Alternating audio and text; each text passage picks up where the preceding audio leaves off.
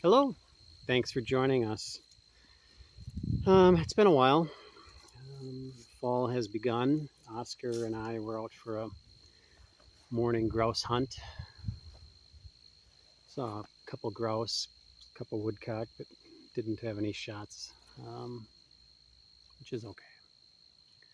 Anyway, it's mid 70s now, going up to low 80s, so we kind of called it quits. Came over to a little pond, and Oscar's doing some swimming right now, cool off. Now he's going to come back here and shake. Anyway, not a heck of a lot going on. Survived a trip west, did some hiking in the Theodore Roosevelt National Park, and headed out to Montana and Alberta. Hiked around in Glacier National Park and Waterton Lakes, and uneventful for the most part. Had 2 bear encounters, which is kind of the basis of this smoke, I guess.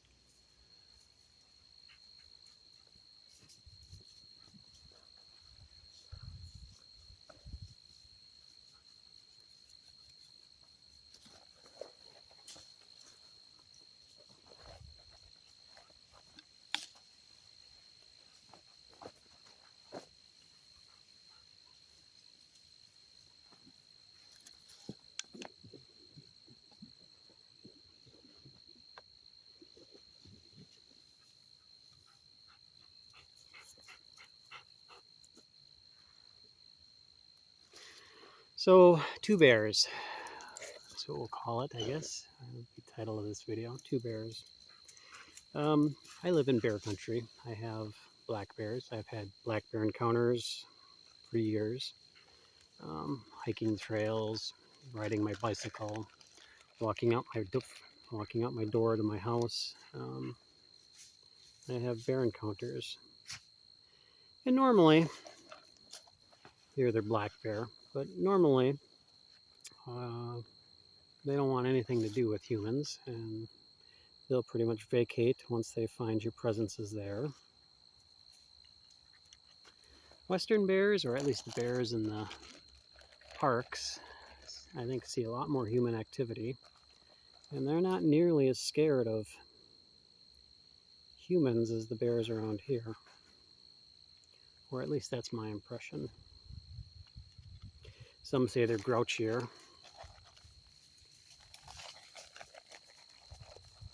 Got some Kinnikinnic here.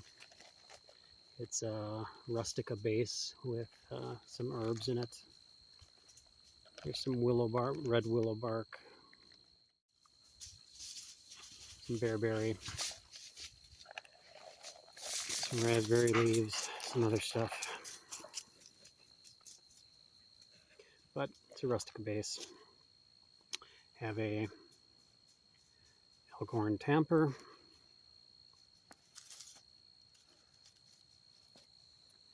and a piece of cedar. Let's see if we can get this fire going here.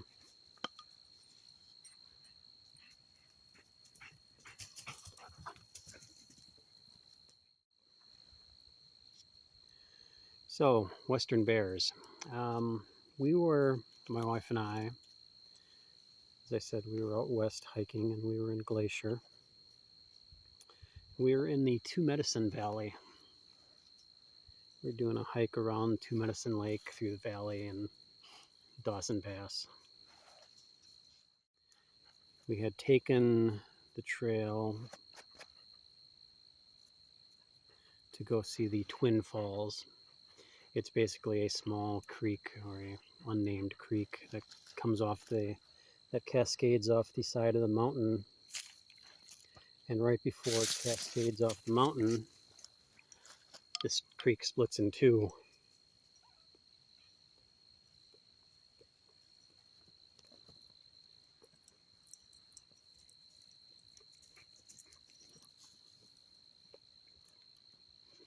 So hence the Twin Falls, as they cascade parallel to one another down the face of the mountain.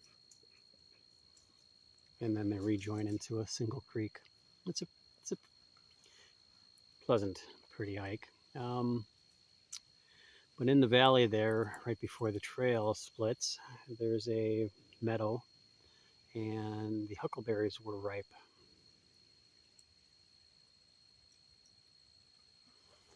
And we came across one bear who was feeding on huckleberries. And I made my presence known, carrying on a one-sided conversation.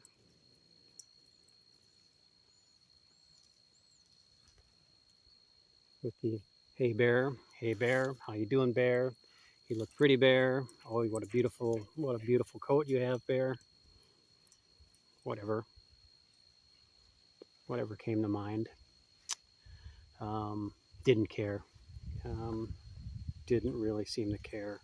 Was content on eating its berries, but it was moving through the brush, and the brush was pretty high. I mean, it was we could see patches of the bear,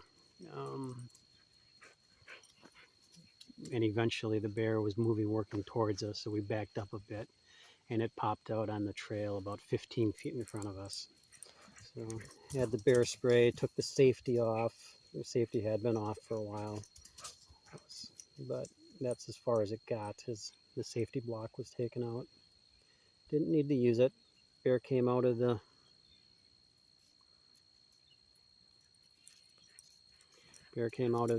huckleberries onto the trail and walked straight away from us. We watched it for a while. It then turned off the trail. Gave it a little while, still calling after it. Hey, bear. Thank you for leaving, bear. Appreciate it, bear. And then we continued on. Took the trail to the falls. Took some photos of the falls.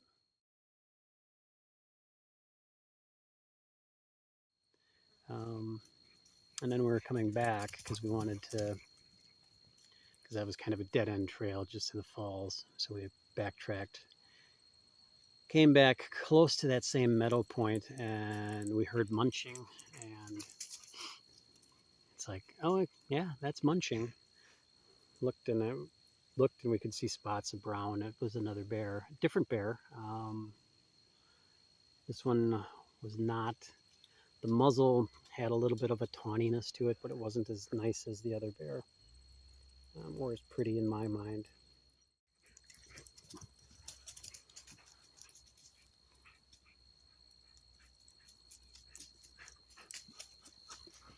And this one didn't care anything about our presence. I mean, we were calling at it, hey bear, what you doing, bear? How the berries, bear? And it just kept munching, and it was working its way closer and closer to us.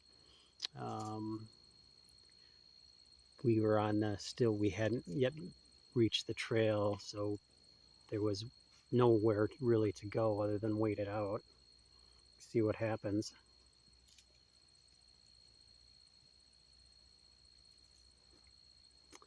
And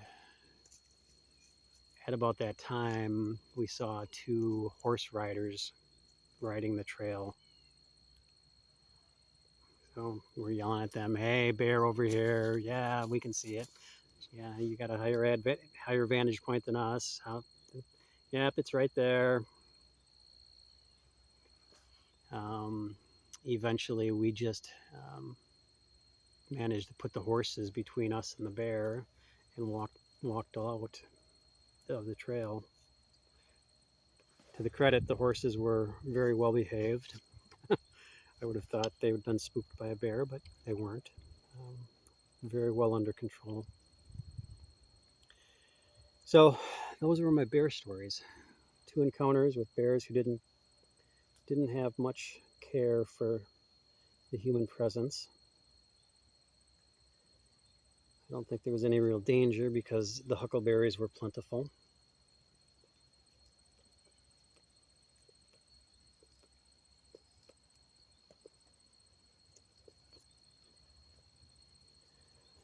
And we survived the western bear encounter.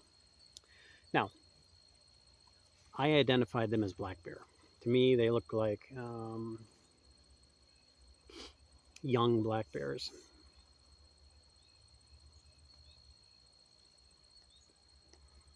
Probably adolescents. Probably a mother was in the area, but we never saw her. She probably saw us.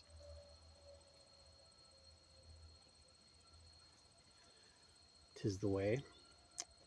And we didn't think much of it other than, that was cool. That was way too close. That was way too close for a bear encounter. And we continued on. 2 days later, I think it was 2 days later, we were in a visitor center near there. We overheard some people talking, the rangers talking about the pair of, or the 3 grizzly bears that were in the area feeding on the huckleberries. Apparently they were reports of a mother and her 2, I guess they called them teenagers, but adolescent bears anyways.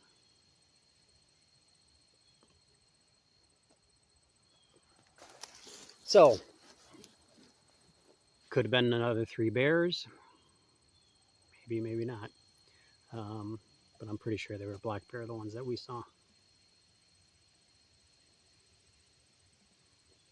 We then hiked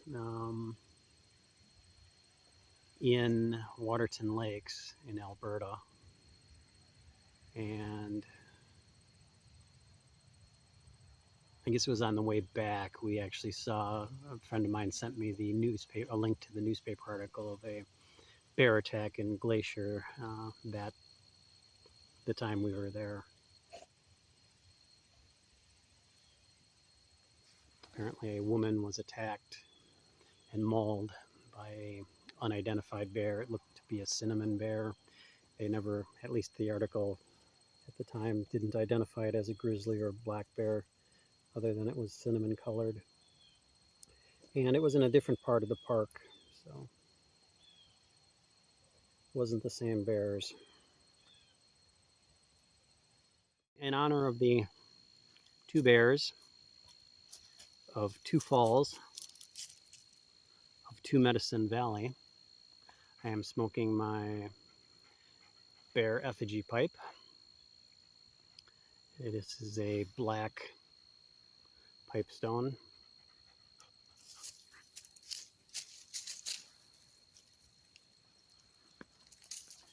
With some, as I said, some Rustica-based Kinnikinnic.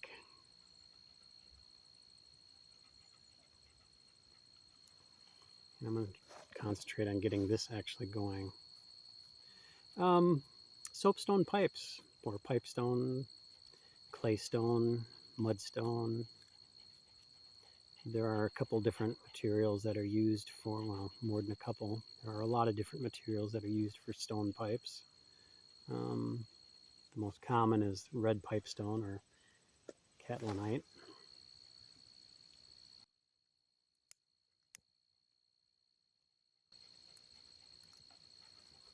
Which is kind of a clay stone that has been metamorphosized under layers of quartzite, between layers of quartzite.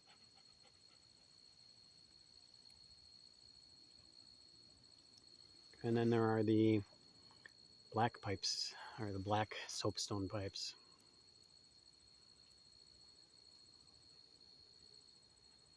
There's alabaster and various other softer stones that can be carved.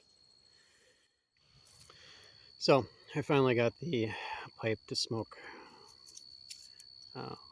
concentrating on it rather than the camera. Anyway, I am done with that, but one of the other interesting things on this particular pipe is I also have I did have the elkhorn spoon and tamper, but I also have a elkhorn cleaning jag, which is kind of interesting.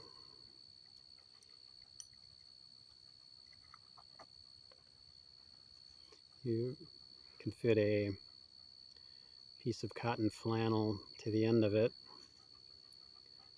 And rather than pipe cleaners, you can run a cotton patch down the draft holes and clean it out. It was pretty dirty, so run one more patch down the, it's not the chamber, it's actually the draft hole below the chamber, which leads to the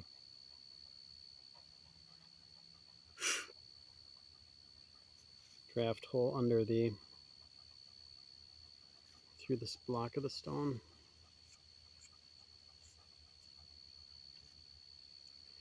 And then as far as the stem, piece of sinew with some beads on the end.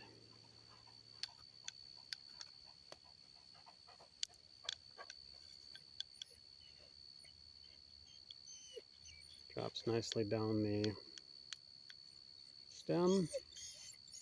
Yes, we're going to be leaving shortly, Osier. You can swim a little bit longer. We'll be heading out pretty soon. And you take a similar piece of cotton patching, flannel patching,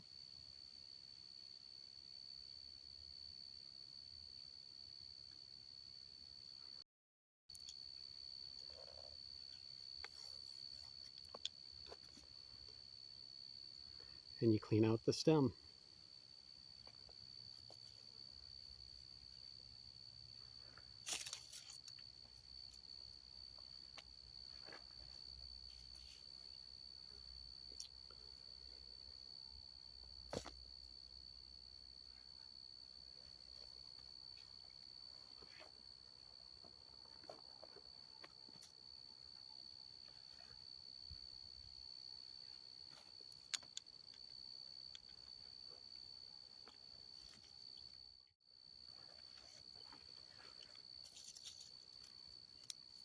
Cedar splits or spills, I guess. Little tobacco pouch. Cleaning rods and the tamper fit into the outer pocket.